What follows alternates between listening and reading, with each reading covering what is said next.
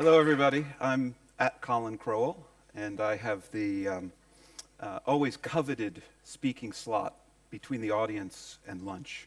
So I will endeavor to be Twitter-esque in brevity, but perhaps not quite 140 characters right now. What I want to do is talk about a platform, and when I say platform, just for clarity, I'm talking about the platform of the internet in particular, about an array of services from Snapchat to Instagram, Facebook, Twitter, and a variety of such apps. But because I work at Twitter and it's the app I know best, I'm going to focus on that. And I think you'll see some of the attributes about the platform that I discuss will clearly lend itself to the work of human rights activists and human rights organizations. I thought I'd start quickly with just some quick metrics just to set the context for you. We now have over 300 million monthly active users, and of course Twitter content finds its way in millions of other places on the internet off of the platform, where tweeted content might find itself onto websites and news sites and the like as well. The volume of content on Twitter now is massive, and from the moment when Jack Dorsey, one of our co-founders, sent the very first tweet, it took 3 years, 2 months, and 1 day to go from that first tweet to the 1 billionth tweet.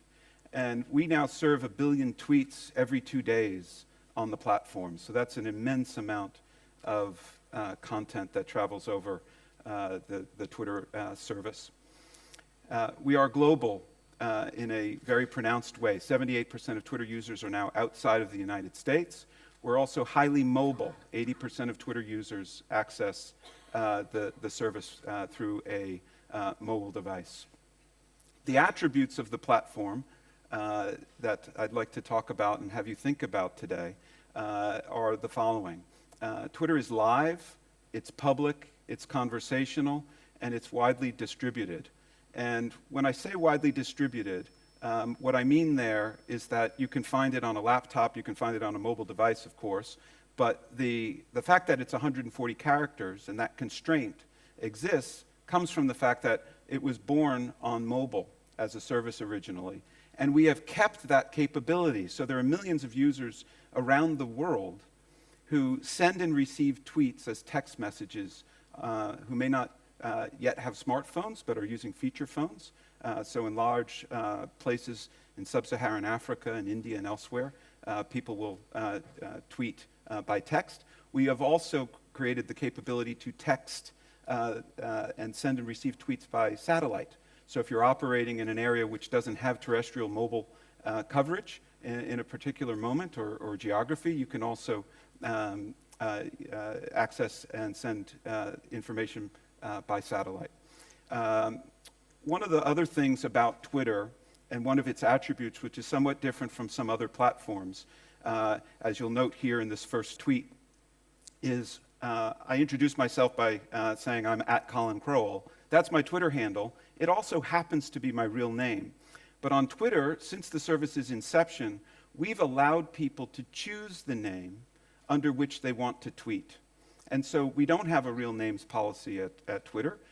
We allow the use of pseudonyms. And so the use of pseudonyms allows for sometimes parody accounts. This is the parody account Dilma Bolada in Brazil, which is a parody account of the president of Brazil. And a lot of these parody accounts can provide searing political commentary and irony. Some of them can also provide levity.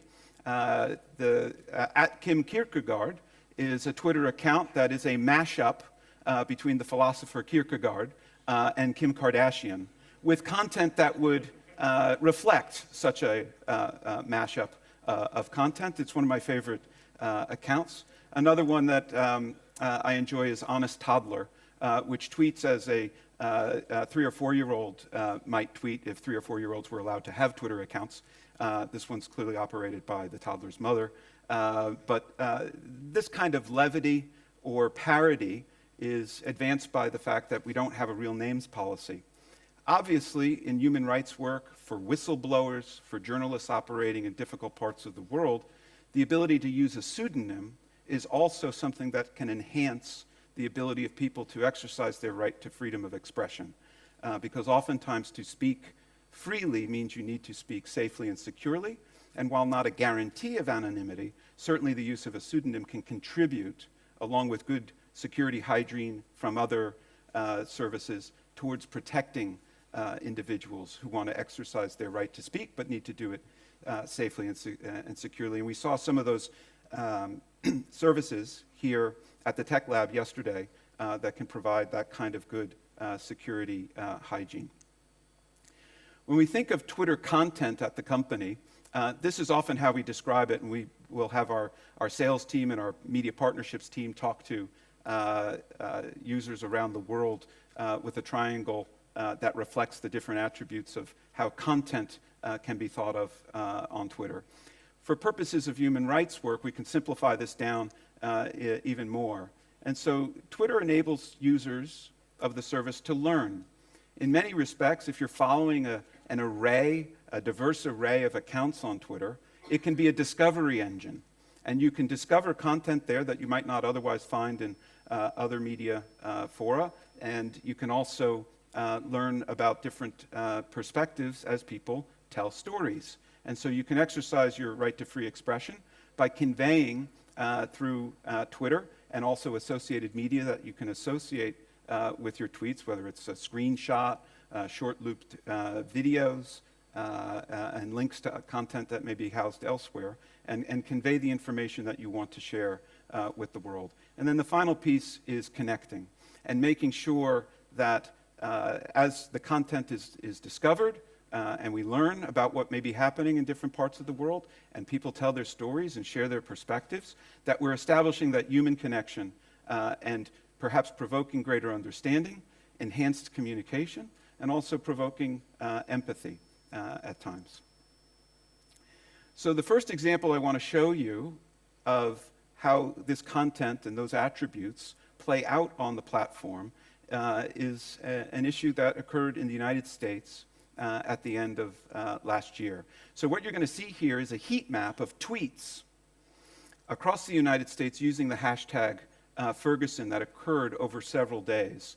And what you'll see is that something that happened in a suburban community of St. Louis that the so-called traditional media was not covering initially became something that grew up out of the Twitter sphere and was increasingly shared across the country in a way that you could see dominated a lot of the civic conversation in the United States at that time. And so Ferguson became a fairly well-known hashtag. And of course, what has occurred in the United States around policing is something that the associated content describing what happened in Ferguson has helped advance the conversation in the United States. So some of the tweets that we saw were evocative of good use of Twitter to convey information and share information and to provoke understanding. And so you'll see here the use of media with the tweets. You'll also see people sharing their perspectives. What you'll also see is perhaps some stuff that's not covered by traditional media that might have gone for a more sensational coverage once they began to cover Ferguson. But here there was a tweet with a short Vine video that had a very peaceful sit-down protest in front of a police station. And so people in the moment are able to share this instantly. And another one obviously can bring through Vine the live events that are unfolding. And now with the advent since Ferguson of live broadcast apps, including Periscope, the ability to bring live content to the world will be enhanced. And certainly for journalists and human rights activists, the ability to use this platform to bear witness to history, to bear witness to injustice, is enhanced by these tools. So the Ferguson hashtag also went global. It wasn't just a conversation in the United States. Here we have the supreme leader of Iran opining and sharing his perspectives on what was happening in the United States. For Twitter, this is a little rich because Twitter is blocked in Iran. So For our part, however, we welcome the Supreme Leader sharing his perspectives on Twitter, sharing it with the world. Whether we agree or disagree with anybody's opinions or perspectives, we welcome them on the platform. And our hope is that eventually the people of Iran will be able to also see the content that the Supreme Leader and President Rouhani and other Iranian leaders are sharing with the world, and allow that to occur more openly and freely within Iran.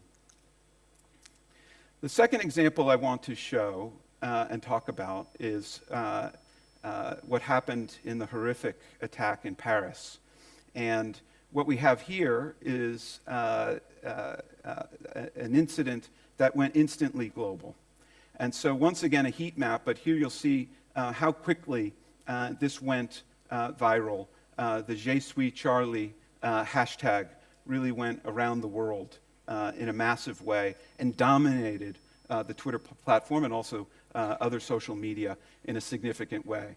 So you see this heat map and you see how Je suis Charlie was tweeted almost everywhere that anyone had an internet connection. Some great examples of the content around Je suis Charlie. You'll find in this package of tweets soccer teams, celebrities, average users, new parents were all tweeting to this hashtag. And it really became a global phenomenon. And one thing that I want to pause and I think emphasize here that bears noting is it's certainly the case that an open platform like Twitter will enable historically less powerful voices to break into the local or national or global media mix. And we're delighted when that occurs. It's also the case that historically powerful voices, like governments, are increasingly on the platform as well. Governments that are democratic and governments that are authoritarian are on the platform. In addition, just like in the real world and across the internet as well, you'll have individuals or groups that take advantage of the openness of the internet, the openness of Twitter, to mislead, to misinform, to hurl abuse, and to threaten violence. Now at Twitter, threatening violence is against our rules. And so when we receive reports of that, we take action on those accounts. And as many of you have seen in media reports, we have removed thousands of accounts for violating our rules for threatening violence. And while we continue to innovate on our reporting tools and we continue to enforce our rules, removing those accounts certainly is a response, but it's not a long-term solution.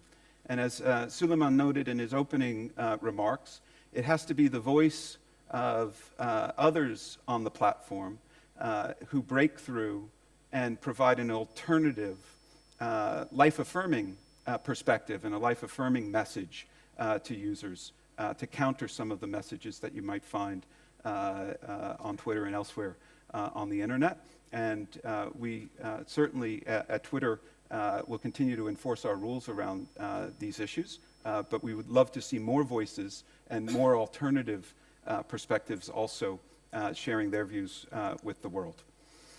As I mentioned, governments are on Twitter. Governments increasingly note what happens on Twitter, and when they do, they sometimes come to us. And what we do at Twitter is we provide every 6 months a transparency report which outlines and shares with the world on a country-by-country basis the requests for content removal and the requests for user information that we receive from governments. Now, I'll focus first on content withholdings on the platform. What you'll see here is one of the ways that we provide additional transparency around this is when we remove or withhold a tweet or withhold an account, we only do it in that country of jurisdiction. And so we have the ability to just withhold it within a country, but keep the content visible in the rest of the world. But within that country, we don't simply make the tweet disappear or the account disappear. instead, where the tweet would ordinarily be seen, or the account would be, we put, as you can see in the two top graphs there, a gray box that explains that the tweet or the account has been withheld in that country. That way the user knows, other users know that as well, and then we take an additional step. What we do is we send the court order that was compelling this action to chillingeffects.org, and Chilling Effects is a joint venture of the Electronic Frontier Foundation and the Berkman Center at Harvard. And what we're able to do at Chilling Effects is to upload to Chilling Effects the court order, so journalists and users and everybody can see the judicial missive that we received that was compelling the withholding. Right now, Twitter, Google, Vimeo, and Reddit are the companies that provide this level of transparency, and we would love to see other companies also use the Chilling Effects website as a way of sharing that transparency with users. Removal requests, you can see the bar graph at the bottom, they're increasing every 6-month period. What the map shows is the level of requests that come in, the number of requests that come in. I'm just going to tease out for you, out of all the countries, the top 5 for removal requests. I don't think it'll surprise people in this room that Turkey has increased its requests to us and to other services over the last year. But we also receive requests from Germany, France, and the United States in addition to Russia. You'll note the compliance rate in the United States is 0. So one of the things that we try to do is we try to make sure that there is a due process around these requests, and that we're providing as much transparency to our users as we proceed with these. Information requests, a very similar dynamic. We try to make sure that there's due process involved in these requests. Again, these requests are increasing. There's a country-by-country breakdown in our transparency report that's available online, but once again, I'll just tease out the top 5 countries. Leading the way is the United States, which is where Twitter was born and raised, so to speak, and we have the longest relationship with law enforcement about how to work with us. But even in the United States, the compliance rate is 80%.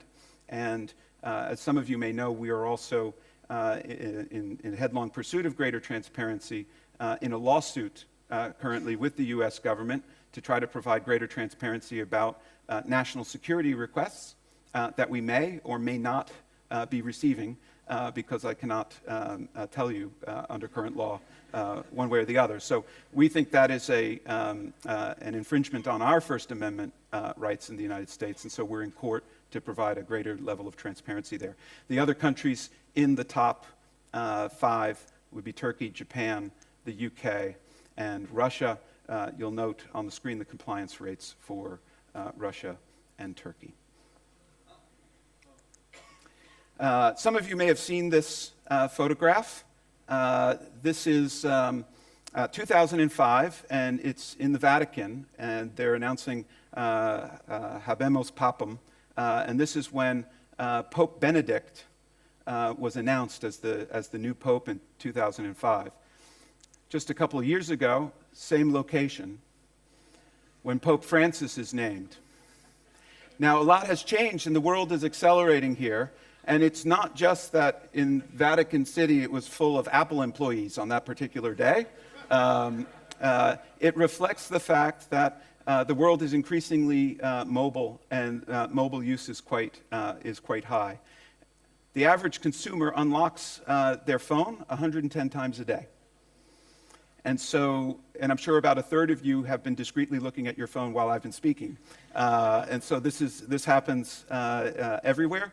But what that does mean is that for activists and journalists and whistleblowers, the world is in your pocket now. And almost everywhere, somebody with a phone now can be sharing what they're witnessing with the world and can become a broadcaster, so to speak. So on the screen here are some of the hashtags, some of which I mentioned, that reflect moments on Twitter that galvanized a lot of attention. And I put it up here in part to share with you that the real reason that I'm here at the Oslo Freedom Forum, amidst this great gathering of human rights activists and journalists and whistleblowers, frankly, is to meet all of you. Because your use of our platform is something that brings great gratification to me in my job. It animates the work of my fellow Twitter colleagues in San Francisco and around the world, because when we see your content on our platform, it helps to make concrete our commitment to openness, to greater transparency, and to freedom of expression. And so what I'll show you here now is some of the use by people in this audience and some of our speakers using Twitter and sharing their views about issues from around the world in these moments that galvanized a lot of Twitter attention. And as I said, the use of Twitter in these contexts by people in this community is something that's very important to us. It's important to me personally. And I just can't express my admiration for the work you do. It's incredibly inspiring. And if I can ever provide any assistance to any of you, please reach out and let me know. Thank you very much.